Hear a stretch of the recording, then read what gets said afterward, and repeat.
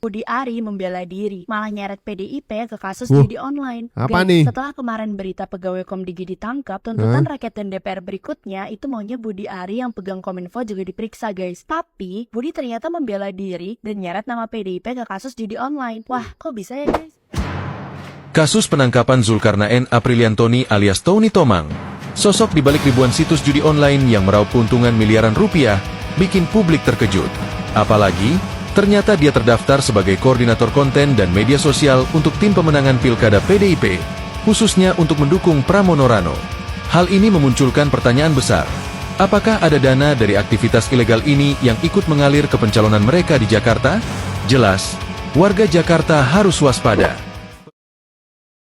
Dari akar sampai paling atas, bahwa bahkan saya Pak, kalau saya kedapatan saya menerima judi online, saya besok pagi mundur Pak. Wow.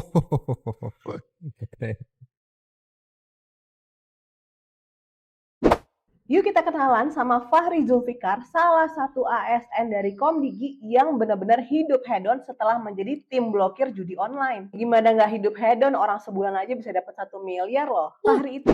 Selamat datang di Perspektif teman-teman. Dan kali ini masih bersama saya Abdul. Pengungkapan demi pengungkapan beruntun dilakukan oleh pihak berwajib, baik itu dari kejaksaan maupun dari kepolisian, yang mengungkap praktek-praktek negatif, praktek-praktek salah dari pemerintahan kita, dan juga dari kepolisian mengungkap beberapa ini ya, apa istilahnya, praktek-praktek judi online juga ikut diberantas di awal-awal pemerintahan Pak Prabowo Subianto. Judol ini bukan cuman menjadi penyakit masyarakat yang kemudian serangannya ini siapa nih yang jadi backing, yang jadi apa istilahnya bandar judol. Tapi backing yang berada di pemerintahan itu ikut dibersihin sama Pak Prabowo.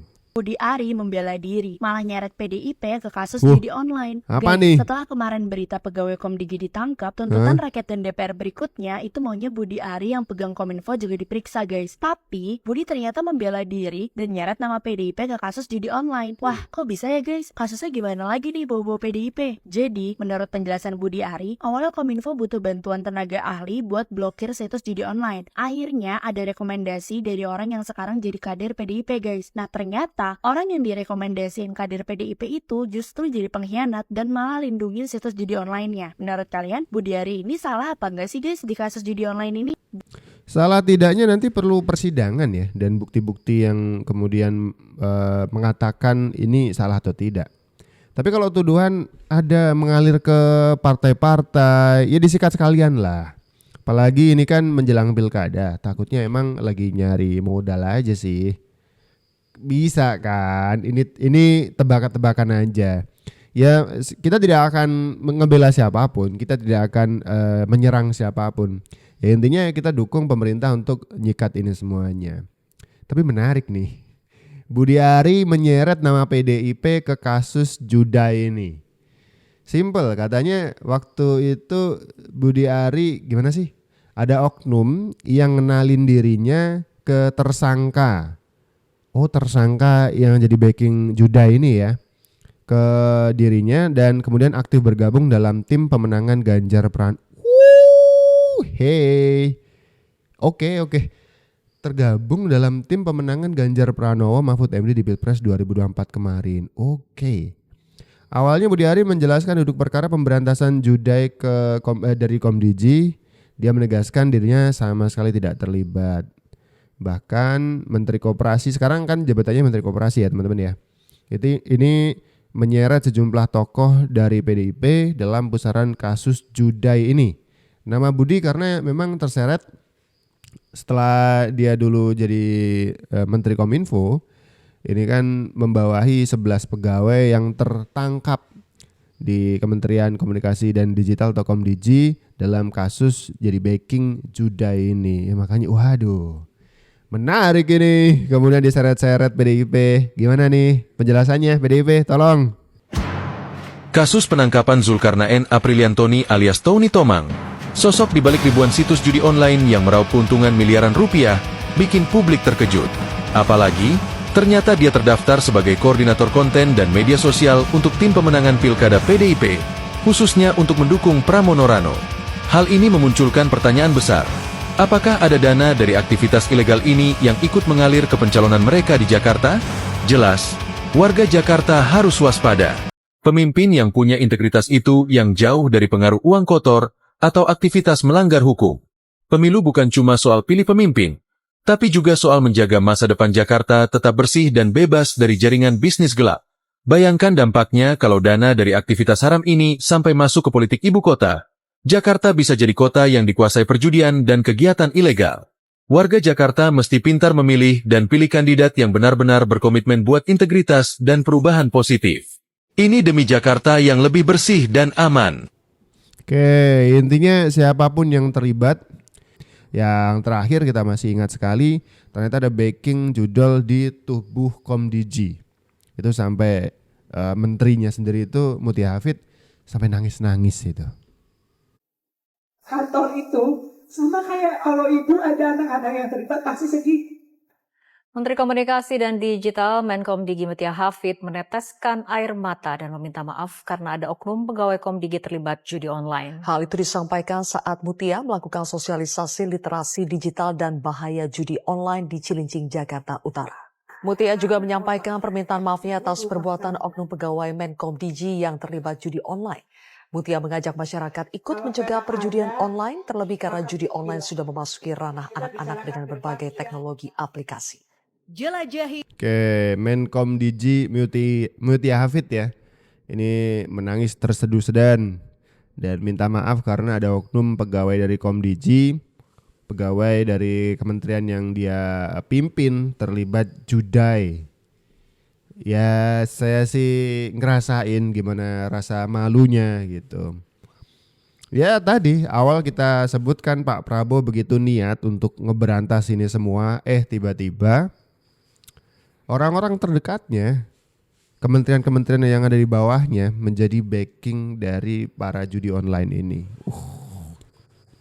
Ya saya ngerasain sih, Mutia Hafid bagaimana malu ini malu sekali ya kan. Ini memang jadi urusan kita bersama lah untuk selalu komitmen untuk tidak terlibat di urusan-urusan judai ini, ya kan? Dan kemudian yang perlu kita apresiasi adalah Pak Prabowo tidak pandang bulu, baik itu orang lain maupun orang terdekat di kementeriannya sendiri bahkan. Kalau itu terlibat, sikat. Ini terbaik sih. Dari akar sampai paling atas, bahkan saya Pak, kalau saya kedapatan saya menerima judi online, saya besok pagi mundur Pak. Wow.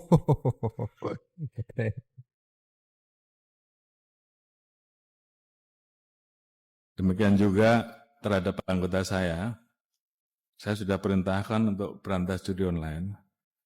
Jadi kalau di antara rekan-rekan tidak melaksanakan hanya 2, Anda terlibat, itu yang pertama, atau membiarkan, atau takut. Jadi saya kira pilihannya kalau tidak sanggup silahkan mundur. Sama dengan saya Pak. Waduh, tegas nih Pak Kapolri Jenderal Listio Sigit Prabowo. Ini bilang siap mundur. Siap mundur kalau sampai terbukti terlibat di soal backing-backingan judai ini. Masih ingat kasusnya Sambo kan? Kasus Sambo itu ada juga pengungkapan terafiliasi Sambo itu termasuk orang-orang yang jadi backing judai ini. Hey. Makanya tuduhannya tidak lepas dari para penegak hukum. Terbukti juga terungkap ada belasan orang dari Kementerian Komdigi ya yang terlibat backing soal melindungi situs dari juda ini tetap awet nih, tidak di take down, kan begitu. Akhirnya ini sebuah statement keras, tebal dari seorang Kapolri Jenderal Listio Sigit mengatakan siap mundur kalau terbukti terlibat dalam praktik judai online. Aduh saya ngomongnya belibet ya. Dan Listio Sigit juga mengatakan pada bawahannya untuk mundur kalau misalkan tidak bisa memberantas ini semuanya. Ketidakmampuan mereka melaksanakan perintah berantas juda ini, beberapa sebutan dari Listio Sigit Di antaranya yang pertama emang nggak mampu, jadi mundur aja. Orang nggak mampu ngapain kerja ya. Yang kedua takut, ya kalau takut tetap mundur aja. Tetap kan kalau takut juga tidak bisa kerja. Yang ketiga terlibat. Lah ini tetap harus mundur dan disikat yang itu. Ini disampaikan Listio Sigit dalam rapat kerjasama Komisi 3 DPR RI di Gedung Nusantara 2, Kompleks Parlemen Senayan, Jakarta Pusat pada hari Senin 11 November kemarin.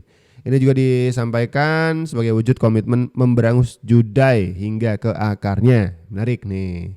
Jadi komitmen Pak Prabowo juga harus diduplikasi, diikuti, ditiru sama bawah-bawahannya. Jangan segan-segan kalau bawahan-bawahannya terlibat atau nggak mampu, sikat, ganti. Kita perlu orang-orang yang mampu. Ini nih jadi masalah sejak dulu dan Pak Prabowo punya tekad. Kita berharap orang-orang di belakang Pak Prabowo itu orang-orang yang mampu kerja, bisa mewujudkan, bisa menuntaskan perintah dan instruksi dari Pak Prabowo. Yuk kita kenalan sama Fahri Zulfikar, salah satu ASN dari Komdigi yang benar-benar hidup hedon setelah menjadi tim blokir judi online. Gimana nggak hidup hedon, orang sebulan aja bisa dapat 1 miliar loh. Fahri itu merupakan seorang ASN dengan pangkat penata muda 3A. Lihat dong gaya hidupnya gengs, yang dulunya tinggal di kos-kosan tapi sekarang itu bisa hidup mewah bersama istrinya yang merupakan seorang ASN dari Komdigi juga. Bayangin pangkat lo cuma 3A tapi lo bisa punya mobil ini dan mobil ini. Mungkin warisan, tapi lebih mungkin lagi korupsi. Selain mobil mewah, dia juga sering pergi ke luar negeri, terus naik kapal pesiar, nginep di hotel bintang 5. Pokoknya enak banget deh hidupnya. Tapi sayangnya hidup mewahnya itu dibiayai dari mengkhianati amanah dari negara. Seharusnya blokir judi online, malah jadi kaki tangannya judi online. Ironis banget ya. Oh ya, tambahan dulu nih, pas Fahri kawin sama bininya yang sekarang, itu pakai mahar emas murni ratusan gram. Tapi tenang Fahri, hidup bermewah-mewah kamu tuh udah selesai sampai sini aja ya. Aku gak kasihan sama korban judol di mana banyak banget yang melakukan bundir, terus cerai, dan banyak hal negatif lainnya. Semoga kamu dan teman-teman kamu segera diadili dan dihukum seberat-beratnya. Oke, jadi makin aneh karena pemerintah punya komitmen untuk memberantas judai. Ternyata orang di dalam Komdigi justru melindungi situs-situs judai itu tidak diberangus, tidak disikat. Tapi ada syaratnya, setoran dong, setoran preman. Setoran premannya ya berawal dari jutaan rupiah sampai puluhan dan ratusan. Ya makanya tidak mengherankan. Para backing juda ini bisa miliaran dalam sebulan dapatnya. Menggiurkan sih. Tapi akhirnya kan ketahuan. Akhirnya ketahuan disikat juga. Kalau sudah begini siapa yang rugi gitu kan. Itu udah malu, udah ya hartanya belum lagi kalau nanti juga disikat sama pemerintah. Kan jadi balik lagi gak punya apa-apa dong. Makanya yang bener-bener aja deh. Iya kan? Saya kira tentu pasti akan diproses, akan diperiksa. Kan dibilang ini akan memeriksa siapapun, apakah termasuk sosok Budi Ari juga nanti akan dimintai keterangan begitu Pak? Karena kan dulu di Kominfo, terus ada juga di Komdigi. Ya saya kira kalau nanti dalam pemeriksaan yang dilakukan oleh anggota saya mengarahkan nama-nama tertentu, saya kira tentu pasti akan diproses, akan diperiksa. Oke, makasih ya. Oke, makasih ya. Oke. Ini sejak beberapa hari belakangan, ya kalau misalkan kita hitung ya sejak terkuaknya, terbongkarnya ada pengungkapan bahwa belasan orang di Komdigi sebagai backing juda ini. Nah kemudian terus dikait-kaitkan lah ini kan mantan pegawai-pegawai dari menteri yang lama nih gitu. Karena menteri yang baru kan baru dilantik. Pak Prabowo aja baru dilantik 20 Oktober kan. Kan begitu. Apakah nanti ini akan merembet ke menteri yang lama gitu. Nah ini kata Jenderal Listio Sigit, Kapolri kita mengatakan ya nanti kalau ada keperluan dan ada kepentingan untuk diminta keterangan atau ada pengembangan kasus ya siap-siap aja Pak Budi Ari, kan mantan Menteri Menkominfo gitu kan. Gimana nih? Ada yang ketar-ketir saudara-saudara. Di kasus juda ini Pak Prabowo tuh punya tekad untuk ngebersihin semuanya. Ya dari awal itu ngebersihin orang-orang terdekat sih atau rumah besar pemerintahan Prabowo Gibran kabinet merah putih ini dibersihin. Kalau udah begitu kan jadi integritasnya terjaga untuk bisa bersih-bersih judai di tengah-tengah masyarakat, jadi lebih oke, lebih enak gitu, karena kitanya sendiri tuh nggak melakukan itu. Kita dukung ya. Semoga niat Pak Prabowo untuk bersih-bersih ini jadi lancar dan didukung oleh semua pihak dan bisa segera bersih nih. Karena ini momok sekali.